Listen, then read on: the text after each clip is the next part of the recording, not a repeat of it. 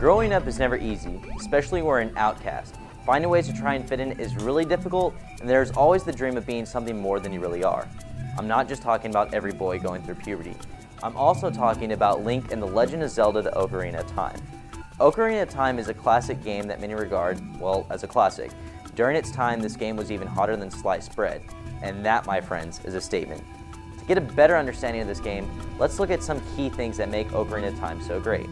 The storyline in Ocarina of Time follows suit for the Zelda series and adds more background for various characters.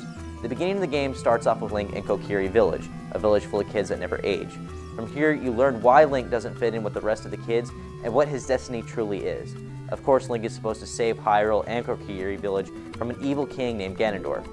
There are also lots of temples and parts of the game that get very difficult.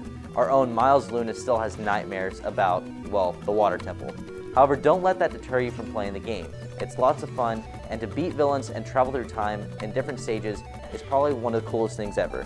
Next is the design of the game. The graphics used in Ocarina were pretty good for its day. One of my personal favorite things about Ocarina of Time was whenever there was a cinema sequence happening in the game, it kept the same graphics that were used during actual gameplay. Lately, games use cinema sequences to enhance storyline, but allow gamers to be disappointed when they return to the actual gameplay. The sound qualities that were actually used during this game were pretty neat as well. Lots of the sounds that were used during the weapons seem very realistic, and I can't tell you how many times I played the song Bolero of Fire just to hear the song. Next up is the gameplay. Anyone who has played a Zelda game is familiar with the gameplay and the items used in this game. You can't go wrong with a sword, shield, bow, hookshot, giant hammer, and magical items that you get throughout your adventure.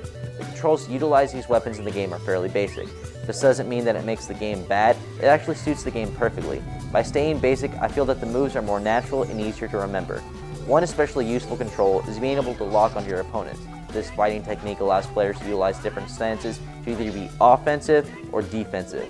This comes in very handy when fighting either villains or bosses. The interface on this game is straightforward as well. It's pretty hard to get lost from the opening menu that allows you to continue a quest, delete a quest, or basically start a new one. The start menu, however, is a little different. Players are able to view 4 different menus. One equips Link with his attire, including shield and sword. Another equips Link to his secondary weapons, such as the bow and arrow. The other menus are saving and the overworld maps or the dungeon maps you pick up in each temple. Ocarina of Time is a classic game that keeps players coming back for more. There isn't too much to unlock when replaying the game, but playing the game in its entirety is sufficient enough. The game never gets boring even when you've played it for the 1,565th time. I'm Mark with a C, and The Legend of Zelda: Ocarina of Time is my classic game of the week.